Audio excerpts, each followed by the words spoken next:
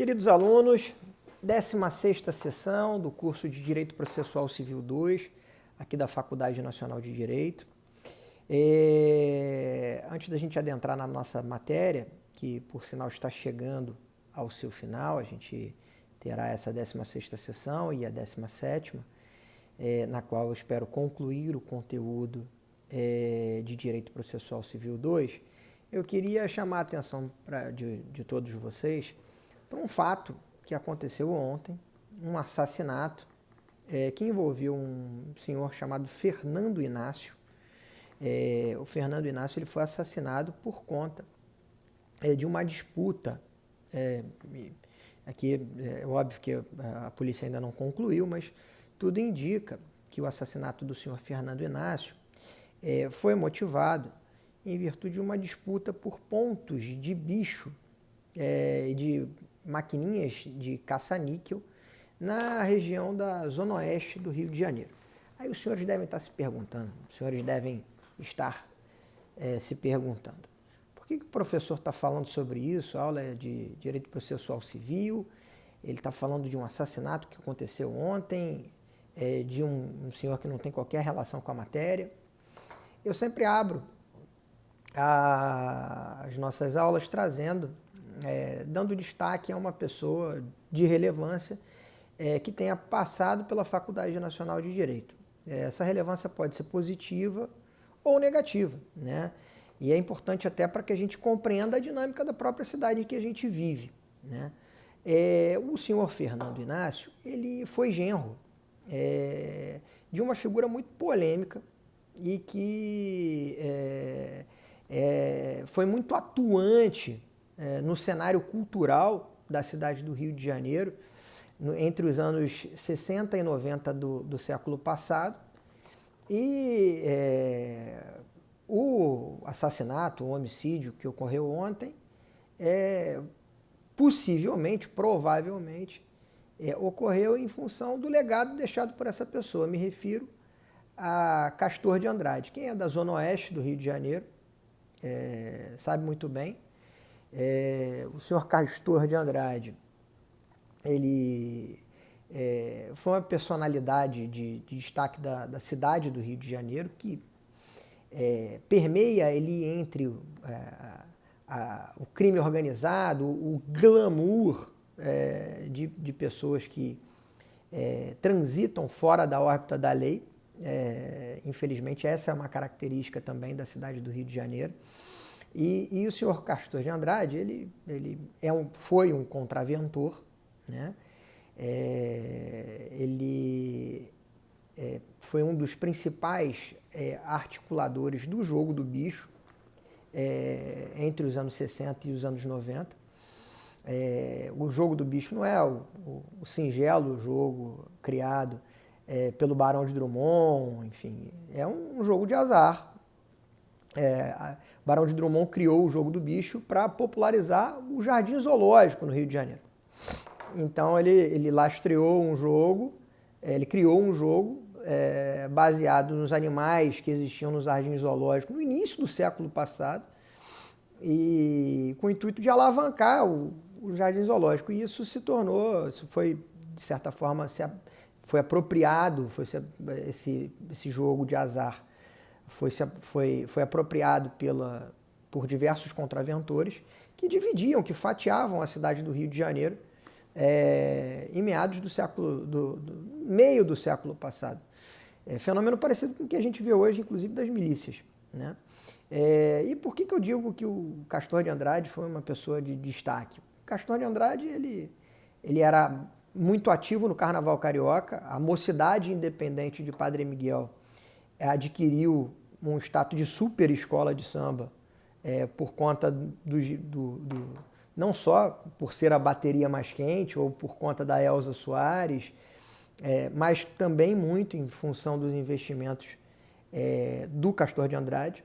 O Castor de Andrade, ele também era patrono do Bangu Atlético Clube, um clube de futebol, e o Bangu, com o Castor de Andrade, conseguiu ser campeão carioca em cima do Flamengo, do meu Flamengo, em 66, ganhando uma final épica no Maracanã, que não terminou um 3-0 em que os jogadores do Flamengo se envolveram numa briga campal por conta da derrota imposta pelo Bangu. E o Bangu chegou a ser vice-campeão brasileiro em 1985, perdeu a final para o Curitiba no Maracanã, jogo no qual eu e meu pai, eu fui levado pelo meu pai ao Maracanã para torcer para o Bangu. O Rio de Janeiro se mobilizou para torcer pelo Bangu naquela final de 85. Então, o senhor Castor de Andrade era uma figura era tido como um pai da Zona Oeste, e muitas das benesses que o senhor Castor de Andrade tinha, todas as vezes em que ele era incomodado pela polícia e que ele era recolhido, preso, eram originadas do fato dele ser graduado em Direito. Ele era formado em Direito e ele foi formado na Faculdade Nacional de Direito.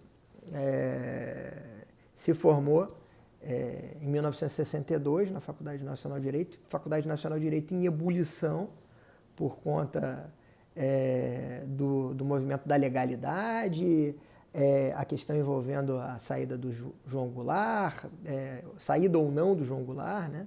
E o movimento da legalidade liderado pelo Leonel de Moura Brizola em Porto Alegre, no Rio Grande do Sul, e a Faculdade Nacional de Direito muito envolvida na manutenção do João Goulart, alguns professores com os quais já fiz menção aqui, Santiago Dantas, enfim, articulando ali um movimento de defesa da democracia que se subsistiu com o regime parlamentar, que depois foi rechaçado num plebiscito em 63, mas o fato é que o senhor Castor de Andrade foi um articulista cultural, por todos os envolvimentos que ele fez na cidade do Rio de Janeiro, tem uma importância de sobremaneira na Zona Oeste da cidade, e, enfim, muito embora tenha direcionado a sua atividade para um lado absolutamente negativo, que é o lado da contravenção, né?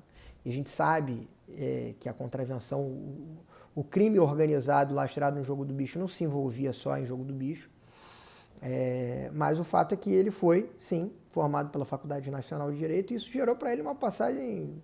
Ele tinha prisão especial, e uma das vezes em que ele foi preso, nos anos 60, ele foi levado para Ilha Grande, e Ilha Grande era um presídio dedicado a presos políticos, né? E ele era, dentro do universo de presos em Ilha Grande, ele era o único que tinha prisão especial. Então, ele ficou ao lado de pessoas que lutavam contra o regime militar que se afirmava, e ele era a única pessoa, por conta da graduação dele em Direito, na Faculdade Nacional de Direito, que tinha uma espécie de benefício em função dessa graduação. Bom, feitos esses esclarecimentos, não estou tomando partido para lado nenhum, eu espero que fique claro isso aqui, deixando claro que o Castor de Andrade era, sim, um contraventor, era, sim, um criminoso, mas foi uma figura de destaque, né, na cena cultural carioca no século passado, e, infelizmente, foi estudante da Faculdade Nacional de Direito. Bom, vamos falar de processo, vamos parar de falar de carnaval, de futebol e de Jogo do Bicho. Elementos essenciais da sentença. Retomando a última aula, discorro aqui que os elementos essenciais da sentença são 3. Relatório, motivação e dispositivo. Onde é que os senhores podem encontrar respaldo normativo à minha afirmação? Com a leitura do artigo 489 do Código de Processo Civil. Relatório pode ser definido como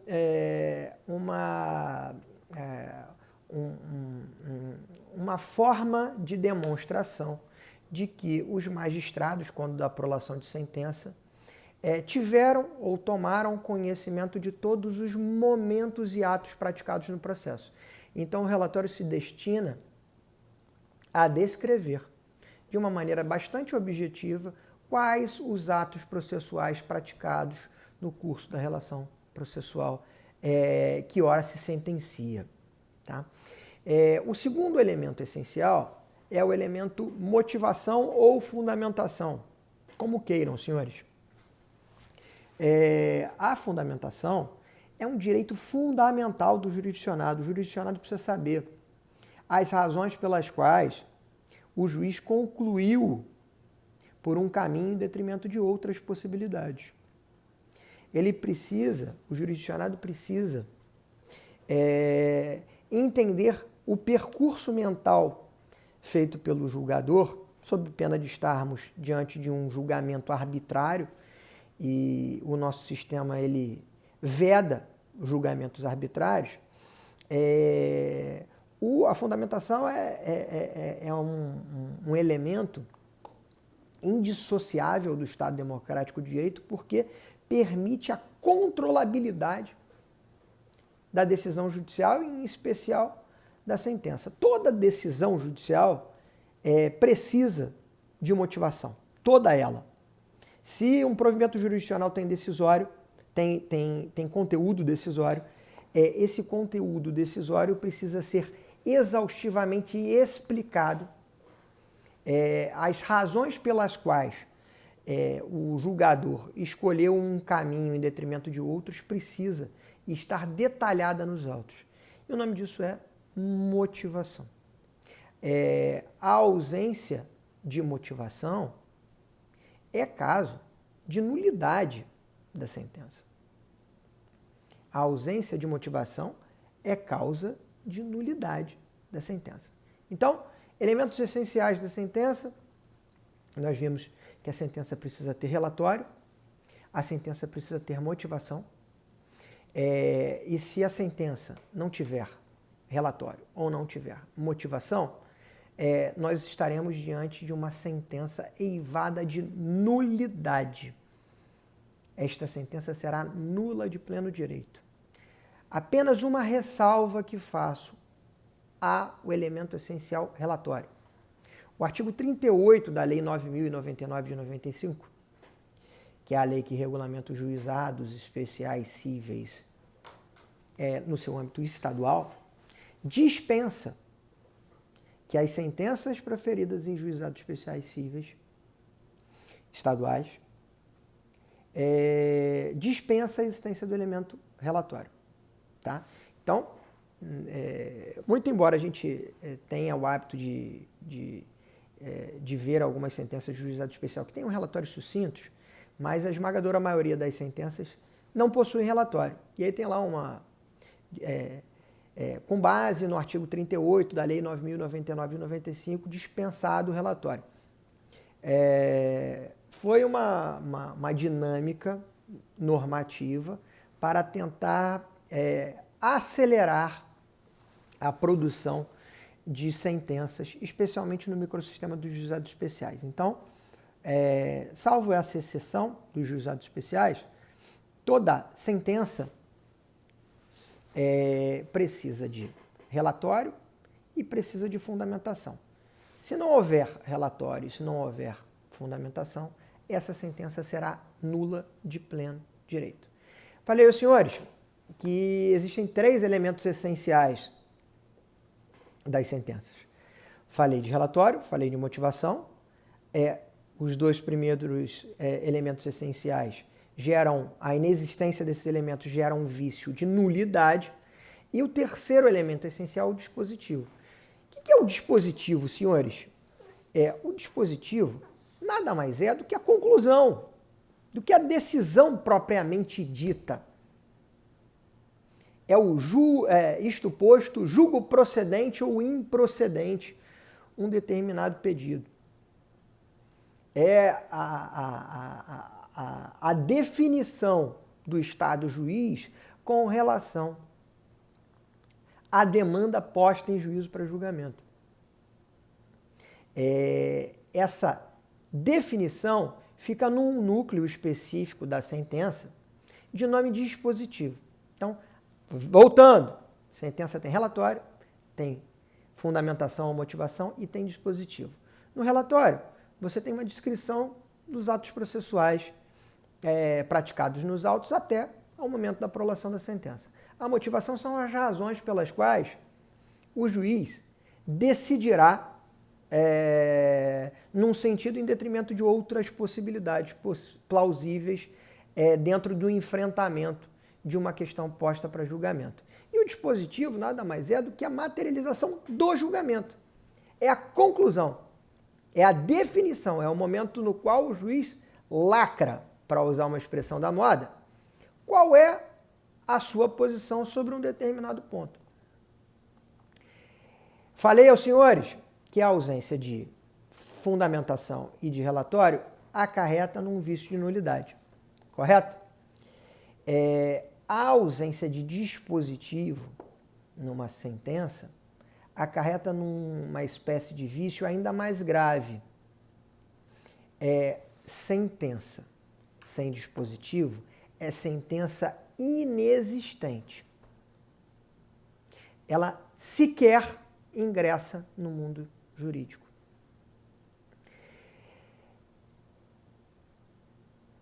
Com relação ainda ao dispositivo, eu preciso abordar com os senhores 2 pontos. Nós já vimos que a tutela jurisdicional, ela guarda respeito ao princípio da congruência que deriva do princípio da demanda. O princípio da congruência que deriva do princípio da demanda está lastreado nos artigos 141 e 492 do Código de Processo Civil.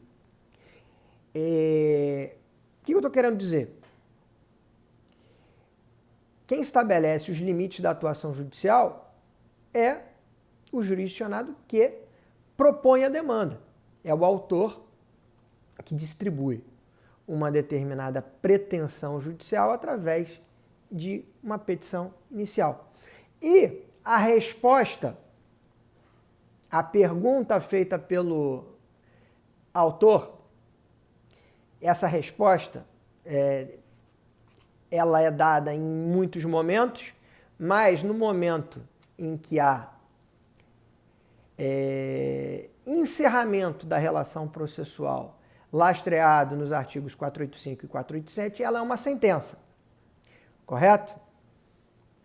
Essa sentença, ela precisa respeitar necessariamente os limites estabelecidos na petição inicial, sob pena de estarmos diante de sentenças viciadas, sentenças que ultrapassam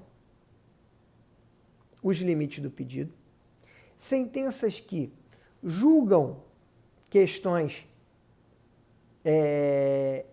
diversas ao que foi pedido e sentenças que não enfrentam todos os pedidos veiculados na petição inicial. Então,